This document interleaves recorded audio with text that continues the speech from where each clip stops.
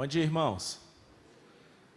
Que bom estar aqui com vocês nessa manhã, para juntos meditarmos na palavra de Deus. A minha esposa e a minha filha estão acompanhando aí pela internet o culto, então um beijo para vocês. E algumas pessoas conhecidas, todo lugar que eu passo, Rafael, todas as igrejas, eu compartilho o link lá com a família, com o pessoal, então aproveito aí para mandar um abraço para toda a minha família também. É muito bom estar aqui e ver essa retomada, né? Essa retomada dos cultos, ver que essa dificuldade toda que estamos vivendo, ela está sendo superada. Deus com certeza vai nos dar uma vitória completa e total, e nesse tempo que a gente fica ainda restrito, Ele continua nos sustentando, porque Ele é o nosso Deus. Eu quero meditar com os irmãos o tema, a mensagem da cruz.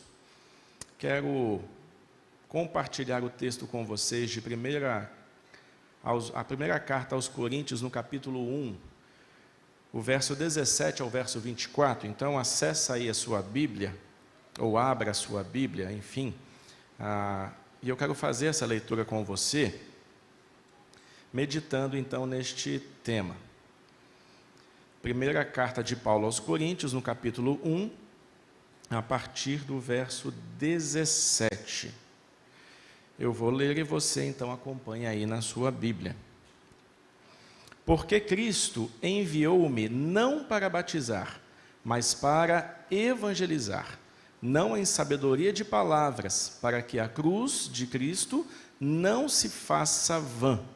Porque a palavra da cruz é loucura para os que perecem, mas para nós, que somos salvos, é o poder de Deus.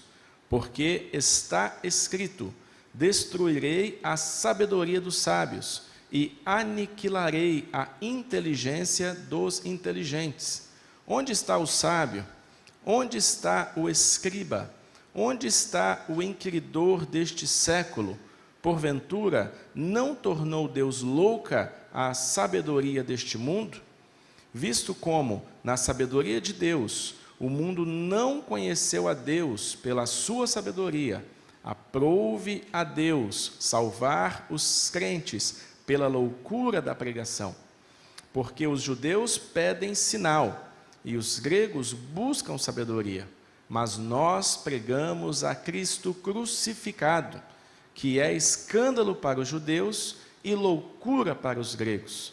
Mas para os que são chamados, tanto judeus como gregos, lhes pregamos a Cristo, o poder de Deus e sabedoria de Deus. Pai, fala conosco, Deus, mais uma vez, como o Senhor já tem feito nessa manhã. Queremos, Pai, mais um pouco, Pai, daquilo que o Senhor reservou para nós. Então, ministra, Pai, na nossa vida, que essa palavra compartilhada aqui venha do Teu trono para o nosso coração. E que o Senhor fale aquilo que nós precisamos ouvir, o que eu te clamo, que eu te peço junto com os meus irmãos nessa manhã, em nome de Jesus. Amém. A mensagem da cruz. O que há de diferente na cruz de Cristo? Não sei se você já parou para pensar nisso, porque afinal a cruz de Cristo ela não foi única. Você deve saber, não é, lendo aí as histórias, estudando na escola bíblica, que Jesus não foi o único crucificado na cruz. Na verdade, muitas pessoas naquela época eram crucificadas na cruz, mas a cruz de Jesus, segundo o texto, ela é diferente. Muitos discípulos morreram também crucificados. Muitas pessoas, afinal, no mesmo dia que Jesus foi crucificado, tinha um à sua direita e outro à sua esquerda. Por que então que os primeiros cristãos, eles pegaram este símbolo da cruz para se tornar o símbolo da igreja, o símbolo do cristianismo? Poderia ter outro símbolo. O símbolo do cristianismo, o símbolo da igreja, poderia ser a manjedoura onde Jesus nasceu, correto? Uma manjedoura importante, faz parte ali da história. Talvez a estrela que guiou os magos até o menino recém-nascido, o menino Deus, o menino Jesus, talvez poderia ser a estrela, o símbolo. Talvez a pomba, que foi a forma corpórea do Espírito Santo, quando Jesus foi batizado, aquela forma corpórea do Espírito Santo veio sobre ele, talvez a pomba, talvez os pães da multiplicação, talvez o cálice da última ceia, talvez até mesmo o túmulo vazio, porque Jesus morreu, mas ele ressuscitou e o túmulo está vazio. Porque escolheram a cruz, que segundo esse texto é escândalo para os judeus e loucura para os gentios.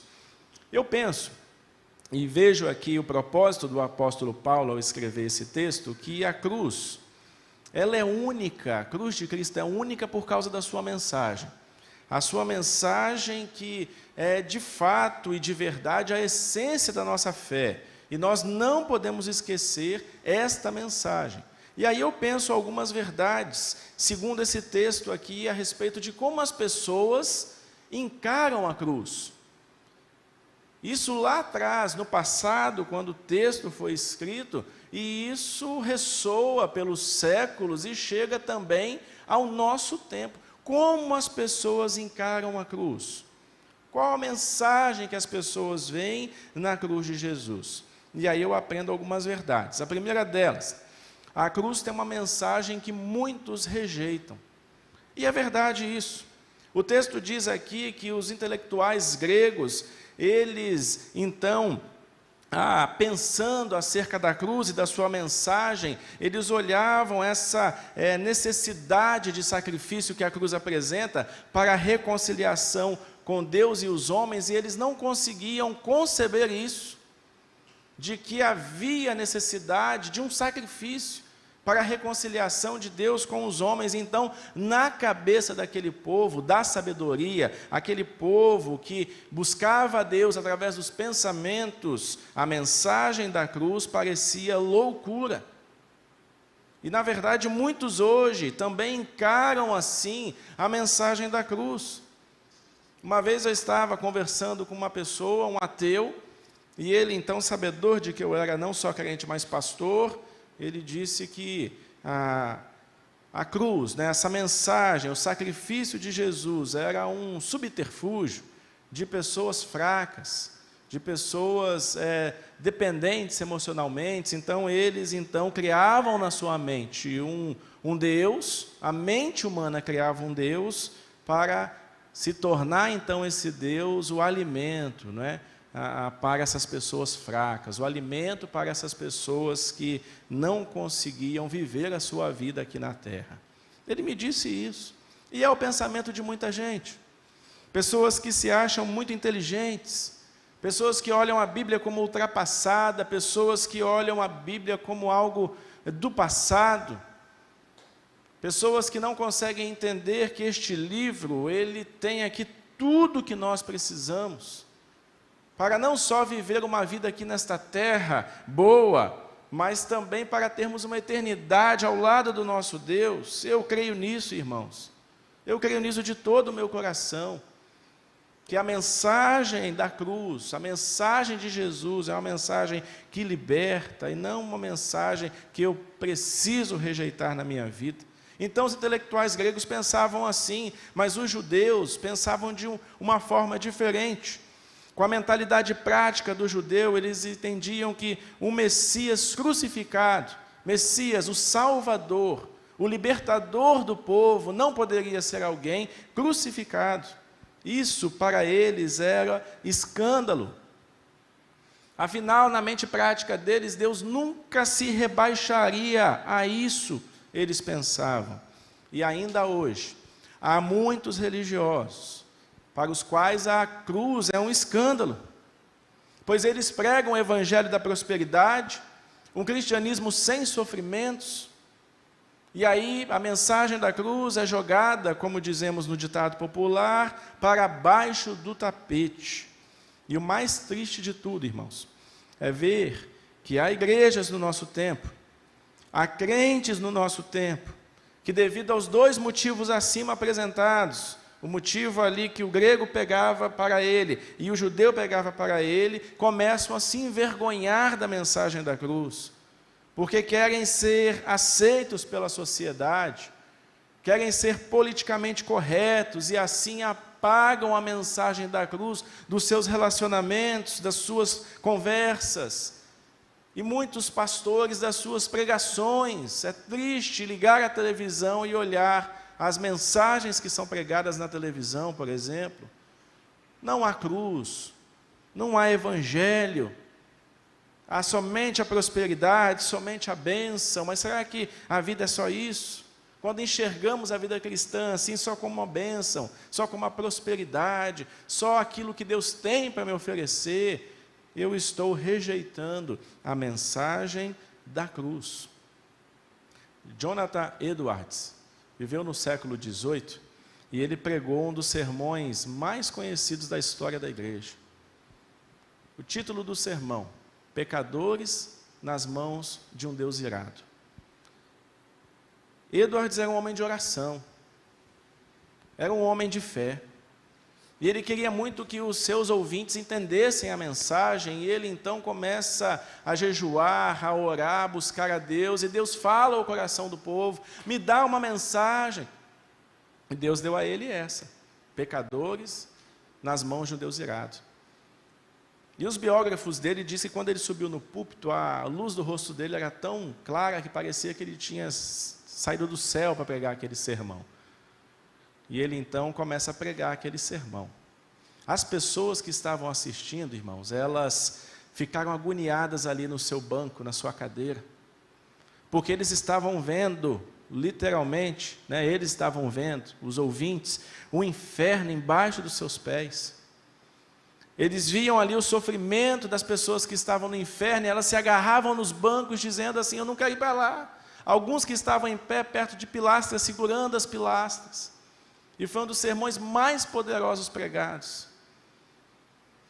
George Whitefield, que viveu na mesma época, século XVIII, ele foi pregar Hebreus 9, 27, também depois de muita oração, e ele citou o texto. A mensagem de hoje, o versículo bíblico é: ao homem é dado morrer uma só vez, vindo depois disso o juízo. E depois que ele falou isso, um homem caiu na plateia morto.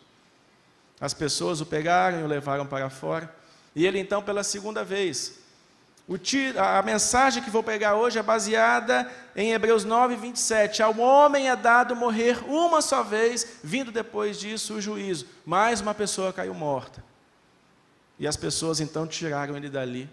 E ele continuou o culto, continuou pregando. Por que eu citei esses dois versículos?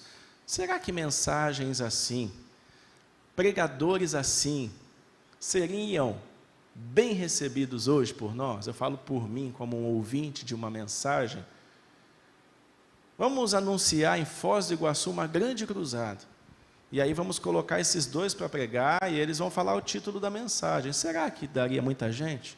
Será que as pessoas parariam para ouvir essas mensagens? Irmãos, no tempo do politicamente correto, mensagens assim não são muito aceitas. Mensagens assim não são muito aplicadas. Talvez a gente não levaria um visitante. Eu estou colocando no meio, estou falando para os irmãos, estou me colocando no meio. Será que eu levaria visitantes para ouvir um título: pecadores nas mãos de um Deus irado? Eu acho que eu não levaria. Agora, se fosse uma palavra de esperança e tal, aquele negócio mais bonitinho, com certeza eu levaria. Irmãos, às vezes nós nos pegamos na nossa caminhada cristã rejeitando a mensagem da cruz. E nós precisamos ser aqueles que não se envergonham da mensagem da cruz, que não rejeitam essa mensagem. A cruz tem uma mensagem que muitos rejeitam, mas a cruz, em segundo lugar, tem uma mensagem que salva. Para os que perecem, a cruz pode ser taxada de loucura ou escândalo. Como eu disse, os judeus, eles esperavam o Messias com poderes políticos extraordinários, poderes militares extraordinários, porque eles pensavam ali que a intervenção do Messias seria uma intervenção militar, colocando Israel no topo do mundo, sobre todas as nações. Então, para eles, o símbolo da cruz, não é a mensagem da cruz, o símbolo dela era maldição. Era maldição e não um símbolo de poder, de riqueza. Os gregos, eles escarneciam de uma divindade que aos seus olhos não tinha uma sabedoria filosófica. que não tinha poder para salvar a si mesmo da condenação, da morte da cruz. Os romanos tinham a certeza de que nenhuma pessoa de bem poderia morrer crucificado. Nenhuma pessoa de bem, de boa reputação, porque a cruz era a pior arma usada contra criminosos naquela época, era o pior tipo de morte. Então, por esse motivo, os romanos também não criam na divindade de Jesus. A cruz ela era loucura para esses grupos. Porém, o texto diz aqui, Paulo falando, olha, para eles pode ser loucura, mas para nós, os que somos salvos, a mensagem da cruz é o poder de Deus. É o dinamite do Senhor, que pega um coração duro e implode esse coração, e essa pessoa então tem um novo coração, tem uma nova vida. É essa mensagem de poder que Paulo fala, poder para transformar a alma do ser humano, tornando-o santo em Cristo por meio de uma ação que não termina, uma ação do Espírito Santo no coração. Irmãos, a cruz tem uma mensagem que salva, e salva o pecador que nunca entregou a vida a Jesus, e salva o crente dos seus momentos de tribulação e de luta. É por isso que não devemos nos afastar da palavra, não devemos nos afastar da mensagem da cruz, porque essa pandemia nos mostrou que a luta também chega para o crente, que a provação também chega para o servo de Deus, e a palavra, a mensagem da cruz é a nossa promessa, ela é a bênção da nossa vida. Essa palavra tem uma mensagem que salva, a cruz está aqui nessa palavra. Paulo, nesse texto, nessa frase, ele nos oferece o critério para distinguirmos quem está perecendo e quem está salvo. E segundo Paulo, os dois grupos podem ser avaliados segundo o seu posicionamento quanto à cruz. Lembra da história dos dois ladrões que foram crucificados ao lado de Jesus? Os dois tinham pensamentos diferentes. Enquanto as pessoas escarneciam e um ladrão escarneceu de Jesus, se você é Deus, desce daí, se salva e salva nós também. O outro, do lado direito, o repreende e fala, olha, nós estamos pagando preço porque nós cometemos pecado. Agora este homem nenhum mal fez. E ele olha para Jesus e fala, Jesus, quando o Senhor chegar no seu reino, lembra-te de mim. E Jesus dá a ele a promessa, então, ainda hoje estarás comigo no paraíso. Você pode recordar essa história lá em Lucas, no capítulo 23. Uma história linda. E a história desses dois homens significa como as pessoas veem a mensagem da cruz. Para um, a mensagem da cruz é sinal de fraqueza.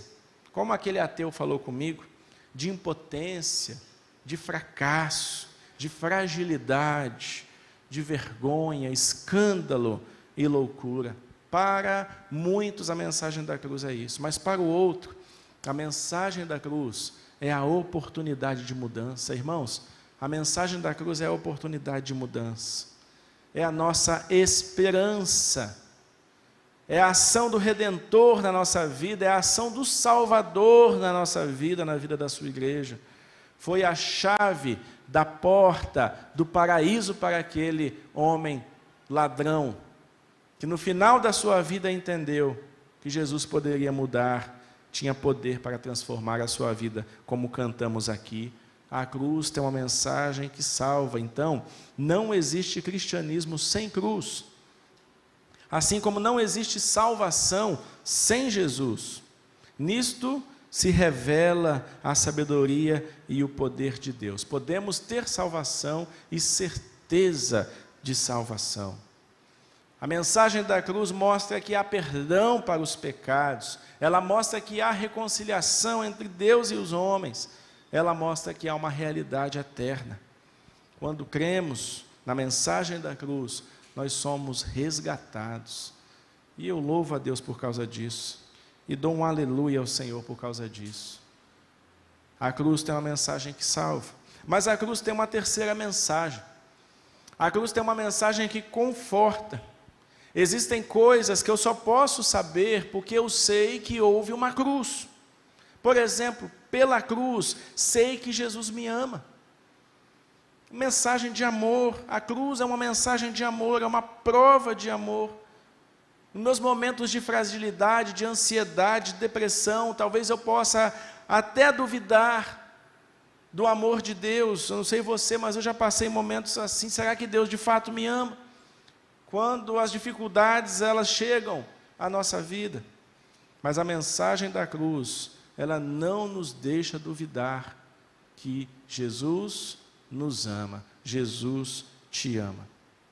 Romanos capítulo 5, verso 8. Mas Deus prova o seu amor para conosco pelo fato de Cristo ter morrido por nós, sendo nós ainda pecadores. Olha só, o amor dele chegou até nós quando éramos rebeldes, quando éramos pecadores, quando éramos perversos, quando éramos inimigos do Senhor, quando a ira de Deus estava sobre nós. Mas Deus provou esse amor. Ele deu o primeiro passo. E eu não posso viver a minha vida aqui achando que Deus não me ama, ainda que ninguém te ame. Ele te ama. O amor dele permanece sobre você. Mas pela cruz eu aprendo aqui uma segunda mensagem. Pela cruz eu sei que Jesus se identifica comigo. Quando sou traído, quando sou abandonado, quando caluniado ou injustiçado, não importa como eu esteja, eu sei que o meu Senhor ele se identifica comigo, porque Ele passou tudo isso na cruz do Calvário. Ele foi rejeitado, Ele foi traído, até os seus amigos fugiram dele. Aqueles que receberam o milagre, o crucificaram. A mensagem da cruz é uma mensagem de que Jesus se identifica comigo nos meus momentos de dores, nos meus momentos de solidão, porque Ele passou tudo isso na cruz. Pela cruz eu sei que há perdão para os pecados. E essa mensagem da cruz é maravilhosa para pecadores como nós. É saber que o nosso Deus, por pior que tenha sido a minha conduta, por pior que tenha sido o meu viver, mais indigno viver, não existe pecado maior do que o amor de Deus. Irmãos, eu não sei você, mas eu fico com vontade, como batista, de dar um glória a Deus e um aleluia, pastor Rafael. Porque não importa o pecado que eu cometi, não importa a vida que eu vivi, o amor de Deus é maior que isso tudo. E aí, meus irmãos, a gente não pode ficar igual criança quando faz bagunça e fica lá no cantinho. Quando a criança faz bagunça, quando a criança está quietinha, não é no cantinho, alguma coisa está errada. E às vezes a gente fica ali no cantinho, sendo que o nosso Deus tanto nos ama, e não existe pecado maior que o perdão. O preço foi alto, mas foi suficiente para cobrir todas as minhas e suas ofensas. E as ofensas do mundo. Colossenses 1:20. Jesus estabelece paz pelo seu sangue derramado na cruz. Ele é o príncipe da paz. Nós sabemos disso. Mas pela cruz eu sei que há provisão para a vitória. Ainda que as coisas ao meu redor pareçam fora de controle, o Senhor está no comando. Ele está ali segurando o timão. Ele está no controle do barco. Ainda que a derrota pareça inevitável, a vitória sorrirá para nós no fim. Afinal, quando a gente olha para o Calvário e olha para essa cruz vazia que está aí projetada, a gente vê que Jesus, Ele venceu, e da mesma forma nós também vamos vencer. A mensagem da cruz traz conforto para o nosso coração. Irmãos, a mensagem da cruz é uma mensagem que muitos rejeitam. A mensagem da cruz é uma mensagem que salva. A mensagem da cruz é uma mensagem que conforta. Mas a mensagem da cruz, em último lugar, ela tem uma mensagem que desafia. Ela desafia. A mensagem da cruz tem o poder, olha só, de confortar os perturbados. A pessoa está perturbada, está buscando uma solução para a vida. A mensagem da cruz, ela é um conforto, um abraço para essa pessoa. Mas a mensagem da cruz também, ela é uma sacudida naqueles que estão acomodados. Ela constrange aqueles que estão acomodados. Isso acontece porque através da cruz eu sou confrontado acerca da gravidade do meu pecado. Então eu preciso avaliar isso, é um desafio por causa disso, porque eu não posso viver em pecado, sendo que o meu Salvador levou esse pecado na cruz, eu não posso viver de qualquer maneira. Eu preciso ver o pecado, como ofensivo aos olhos de Deus.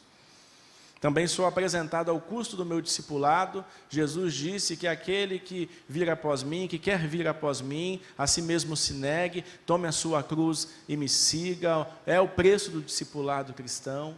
Nós carregamos também a nossa cruz. A gente não tem que carregar a cruz de ninguém, mas a nossa nós temos que carregar essa cruz. Eu sou desafiado também a levar uma vida de fé, como o pastor disse aqui nos dízimos e ofertas. Irmãos, a nossa vida é pela fé. O justo viverá pela fé. Essa palavra, esse versículo tem ressoado ao longo da história da igreja. Nós devemos viver a nossa vida pela fé, uma vida de pureza. Eu não posso viver o pecado e achar que é normal, não. Eu preciso viver uma vida de amor ao próximo, um amor de entrega. Mas, porém, o maior desafio, junto à cruz que temos, é de ser mártires, de ser testemunhas dele. É o que diz Atos 1:8, mas receberão o poder quando o Espírito Santo descer sobre vocês e serão minhas testemunhas. Em Jerusalém, Judeia, Samaria e até os confins da terra. Testemunhas, que significa mártires, que significa aquele que entrega a vida para que outro conheça o Evangelho. Esse é o nosso maior desafio, é o desafio missionário. No nosso estado, há 233 cidades sem trabalho batista. Em nosso estado, há 8 milhões de pessoas que ainda não se renderam a Jesus. No mundo, há 1,5 bilhão de pessoas que não conhecem Jesus e nunca ouviram falar de Jesus. Eu li um estudo essa semana que diz que a cada 13 anos, a população ela aumentará mais 1 bilhão. A cada 13 anos. Então, o nosso desafio missionário não para. A cada dia, mais de 70 mil pessoas morrem, pessoas que nunca ouviram falar de Jesus. Segundo empresas, agências missionárias, eu fiz uma busca essa semana, 70 mil pessoas que nunca ouviram falar de Jesus morrem por dia, é a média. Irmãos, o nosso desafio não acaba. Não acaba.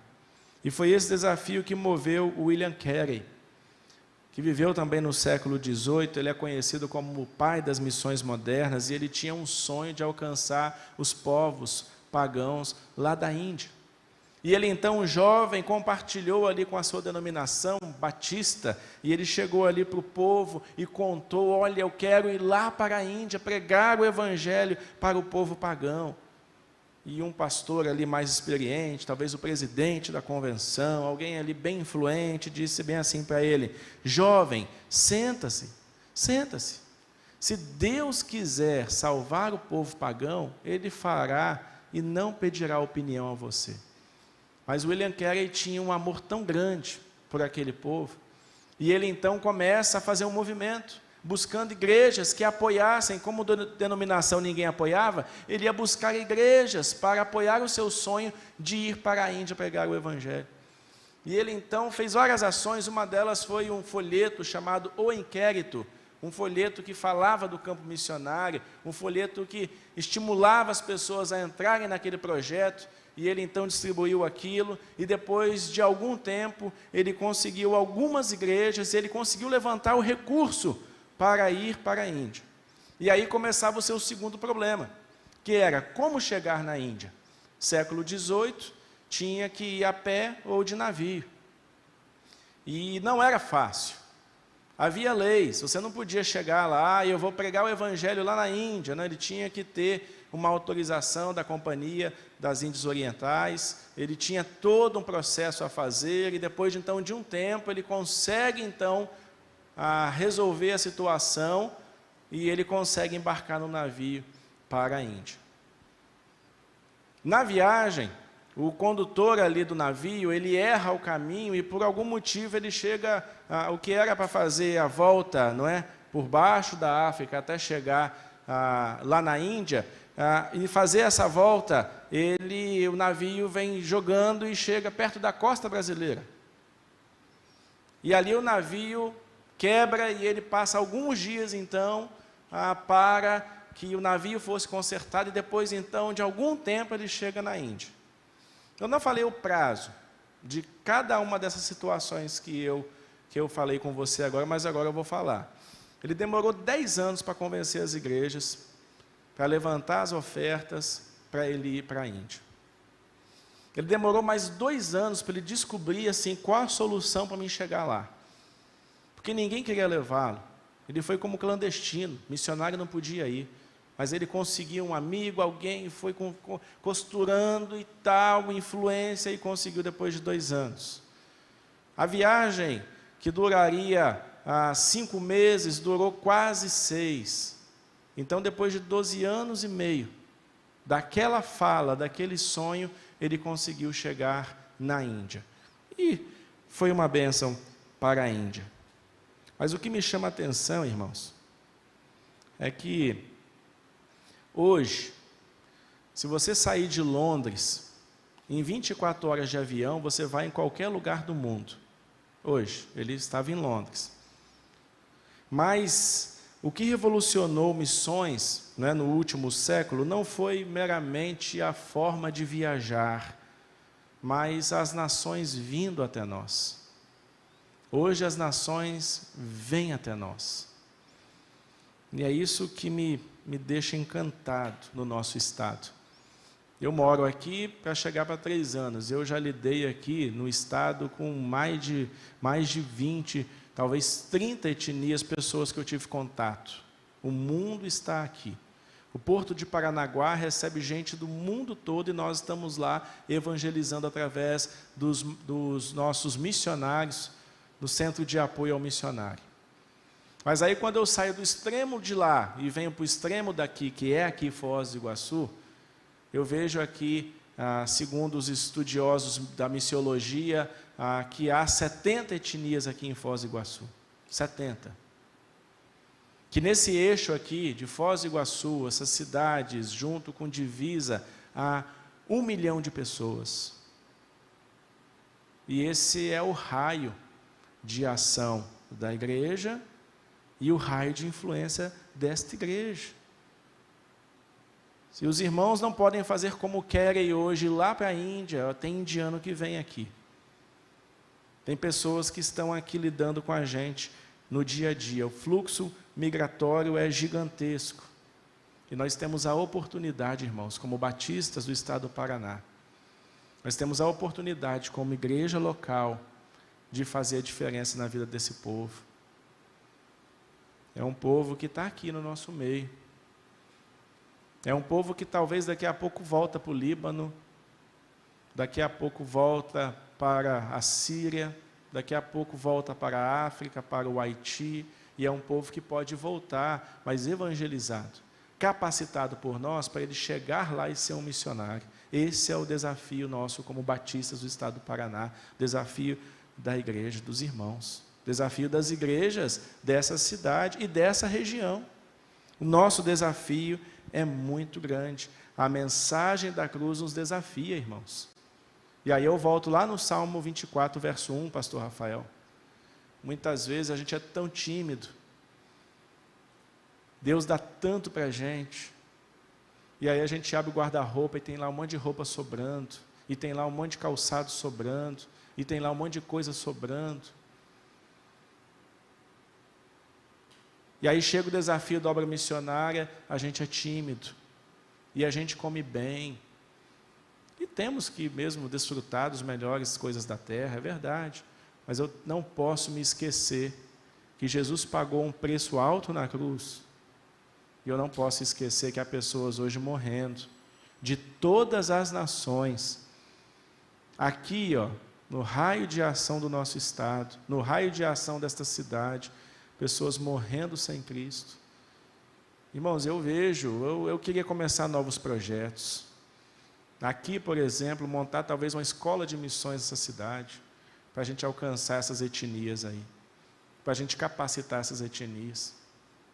Mas para isso, todos devem participar e aceitar esse desafio. Todos. Ninguém pode ficar de fora. Ah, mas eu sou idoso, o que eu posso fazer? Ora, investe, faça uma adoção missionária. Ah, eu posso ajudar com treinamento, vamos ajudar. Mas não fique de fora daquilo que Deus está fazendo no mundo. A mensagem da cruz nos desafia. E eu desafio você hoje, meu irmão, ainda nesse período de campanha de missões, dá a sua melhor oferta. Adote um missionário. Eu tenho as fichinhas, pastor Rafael, ali. Você adota um missionário, você preenche essa fichinha hoje e me dá, que semana que vem você está recebendo já o seu boleto e fazendo parte do que Deus está fazendo, do que Deus quer fazer. Nós estamos com um plano, pastor Rafael, de mandar um missionário em formação para Foz do Iguaçu no ano que vem. É um plano ainda, não compartilhei contigo ele porque é um plano, mas é um plano. A gente quer alguém que vai estar aqui, que vai começar a fomentar tudo isso nessa cidade. E aí eu preciso do seu apoio, da sua participação. Eu preciso levantar o sustento desse missionário em formação e eu convido você a fazer isso junto comigo. Então me procura no final do culto, fala comigo. Mas eu concluo essa mensagem. Tem um hino que diz: sim, eu amo a mensagem da cruz. Até morrer eu a vou proclamar. Levarei eu também minha cruz, até por uma coroa trocar. A gente tem que ter algo para trocar quando a gente for pegar a nossa coroa na glória eterna. E o que você terá para trocar é a sua cruz. É o fruto do seu trabalho. Abaixe sua cabeça. A cruz, irmãos, é rejeitada por muitos, mas fala de salvação. Ela fala de conforto e ela fala de desafio. Ela é preciosa, ela é insubstituível, a mensagem da cruz, ela salva. Qual deve ser a minha atitude diante dessa mensagem? E eu aprendo, irmãos, que em primeiro lugar você precisa receber. E se você recebe, você precisa aceitar. Se você aceita, você precisa viver. E se você a vive, o próximo passo é compartilhar essa mensagem. Se eu a compartilho, devo então relembrá-la. Qual vai ser o seu posicionamento hoje, nessa manhã, mediante a mensagem da cruz? Qual vai ser o seu posicionamento? Que você não seja aquele que rejeita, que você seja aquele que se apega nessa mensagem como a salvação, que você se apegue nela como conforto para a sua alma, que talvez está perturbada, talvez, enfim, eu não sei como é que está a sua alma. Mas que a mensagem da cruz nessa manhã seja um desafio para você, um desafio. Vamos orar? Pastor Rafael, por favor, pastor, venha aqui orar. Continua de cabeça baixa, meu irmão. Ore ao Senhor, peça a Ele para continuar ministrando na sua vida.